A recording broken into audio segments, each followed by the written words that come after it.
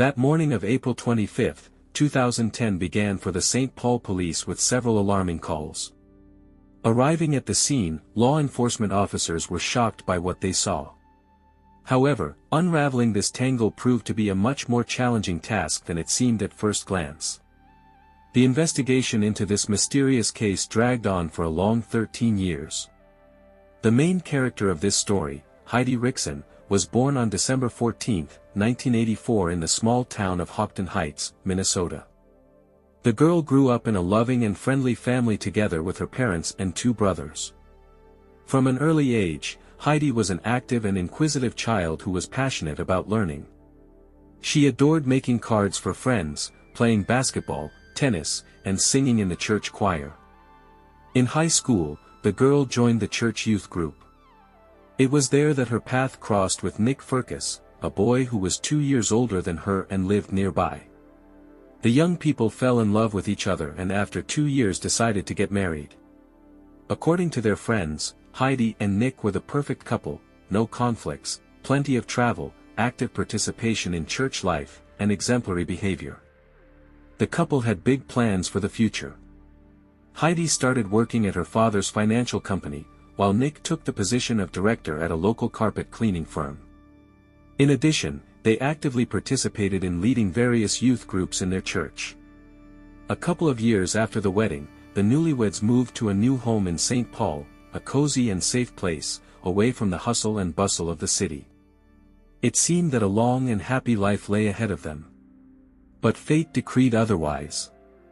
At 6:32 a.m. on April 25, 2010, a terrified Heidi called 911.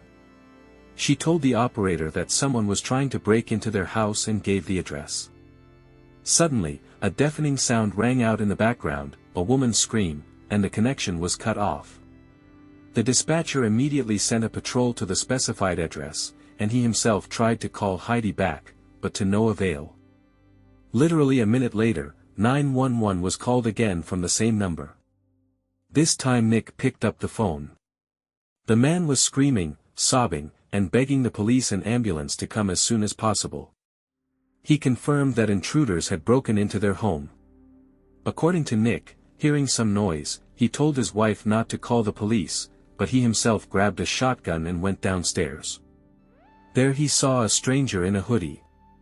A fight ensued, during which the shotgun fired twice. One bullet wounded the attacker in the leg, and the other hit Heidi in the back.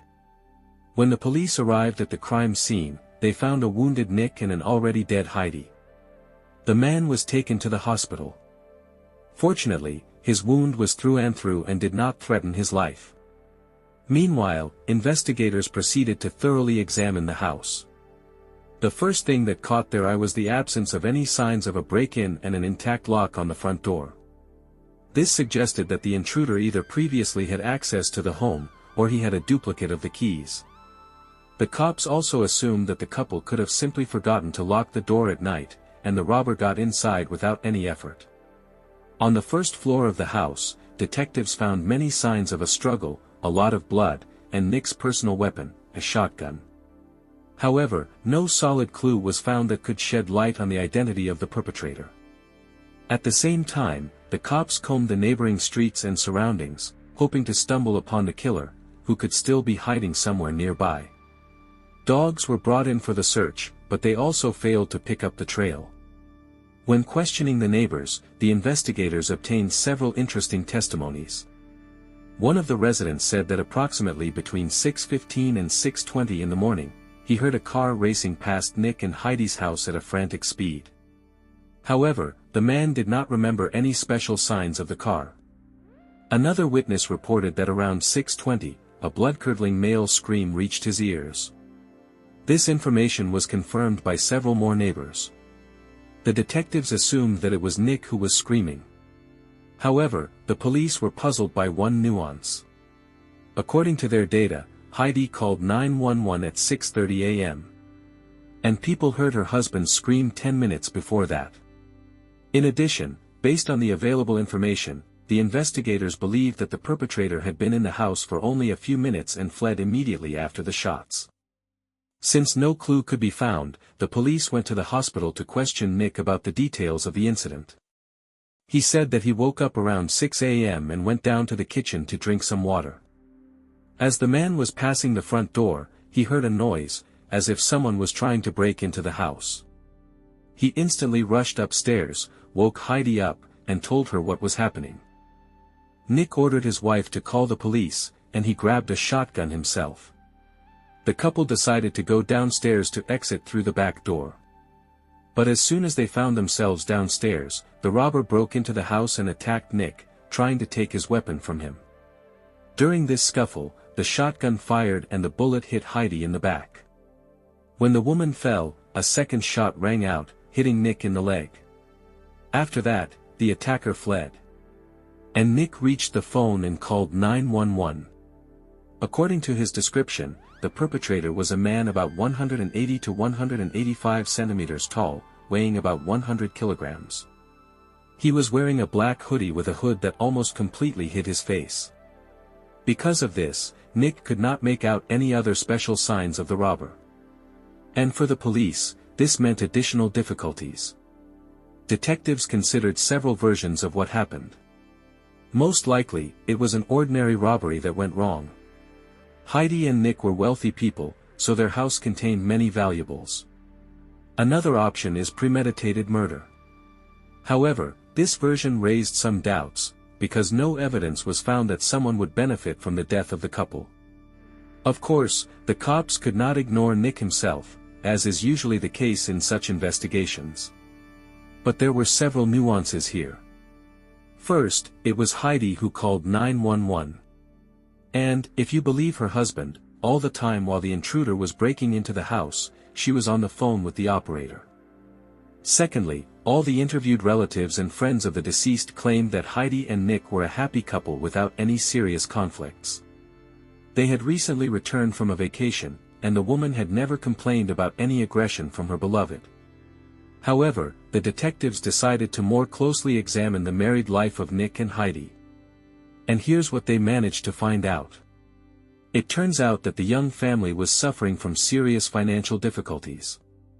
To the surprise of the police, the next day after the tragedy, Nick and Heidi were supposed to move out of the house. The fact is that in 2005, when buying this home, they took out 2 loans, which they diligently paid until 2008.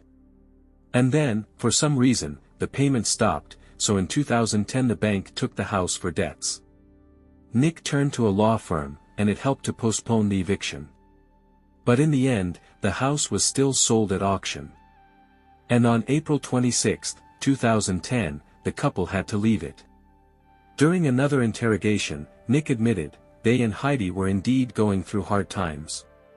The newlyweds were planning to move, but they could not agree on where exactly they would live. And they didn't tell their relatives anything because they were ashamed that they were being evicted from their own home. Despite serious debts, the investigation revealed that the couple continued to live in grand style. Nick and Heidi did not deny themselves the purchase of expensive things and vacations, as if financial problems did not exist. The news about the debts came as a surprise to Heidi's relatives and friends. The woman never mentioned financial difficulties, except for one case when, a few months before her death, she came across letters with notifications of arrears. However, Nick assured her that this was probably some mistake, and he would take care of everything. Heidi's mother was also not aware of the situation. In a conversation with the police, she noted that her daughter would definitely have told her about such serious problems, but she never mentioned anything like that. The detectives wondered if Heidi knew about the full extent of the problems. They found out that Nick was solely responsible for the family budget and could well hide the truth from his wife. This was also evidenced by the fact that the couple had not even begun to pack their things, although they were supposed to leave the house the next day. All the property was in its places, and nothing indicated preparation for a quick move. Given the amount of things accumulated over the years, one day would clearly not be enough to pack up. The police also learned that Nick owed the banks about another $20,000 for other loans, the payments for which were also overdue. Investigators suggested that the man could have had other creditors, perhaps private individuals who decided to return the debt by force, which led to Heidi's death. However, Nick denied this version, claiming that his wife knew about the financial difficulties and they were trying together to find a way out of the predicament. A few days after the murder, when the police finished working at the crime scene, the house passed into the ownership of the bank, and in June 2010 it was sold to new owners. The investigation continued, but no clue could be found. Nick was repeatedly summoned for questioning, and he actively cooperated with the investigation.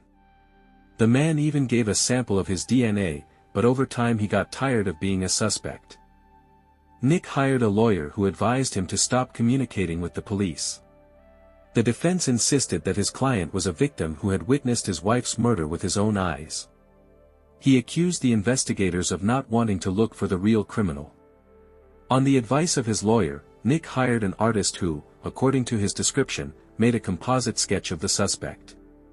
The police were surprised that this time Nick recalled many more details of the killer's appearance, although during the first interrogation he could not even determine the skin color of the attacker. Now, several weeks after the crime, the man not only described the racial affiliation, but also named individual facial features and the approximate age of the criminal. Despite some doubts, the police accepted the composite sketch, made leaflets with it, and distributed them around the city.